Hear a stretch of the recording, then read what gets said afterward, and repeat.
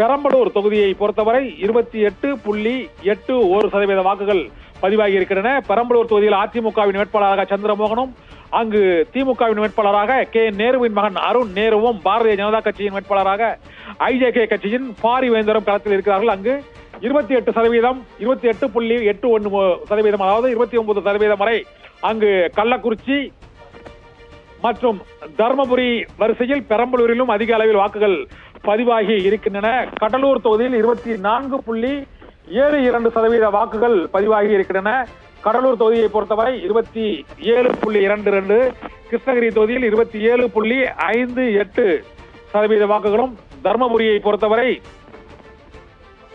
26.16% வாக்குகளும் பதிவாகி இருக்கின்றன.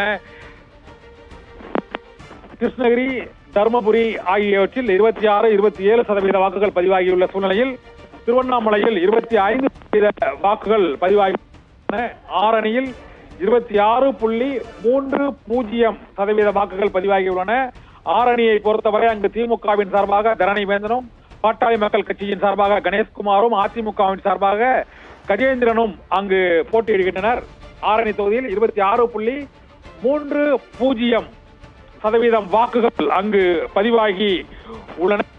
விழுப்புரம் தொகுதியை பொறுத்தவரை அங்கு 24.53% வாக்குகள் அங்கு பதிவாகி உள்ளன. விழுப்புரம் தொகுதியில் 24.53% பதிவாகி இருப்பதாக தற்போது வந்துள்ள அந்த செய்திகள் தெரிவிக்கின்றன. விழுப்புரம் தொகுதியை பொறுத்தவரை அங்கு திமுகவின் கூட்டணி கட்சியான விடுதலை சிறுத்தைகள் கட்சியின் சார்பாக டி ரவிக்குமார் போட்டியிடுகிறார்.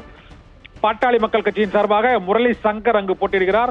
அதிமுகவின் சார்பாக பாக்கியராஜ் அங்கு போட்டியிடுகிறார். நாம் தமிழர் கட்சியின் சார்பாக பச்சைமுத்து போட்டியிடுகிறார். விழுப்புரம் தொகுதியில் 24.53% வாக்குகள் அங்கு பதிவாகி உள்ளன. இதே போல தர்மபுரி தொகுதியை பொறுத்தவரை அங்கு 25.66% வாக்குகள் பதிவாகி இருக்கின்றன. பெரம்பலூர் தொகுதியை பொறுத்தவரை 25.62% வாக்குகள் பதிவாகி இருக்கின்றன.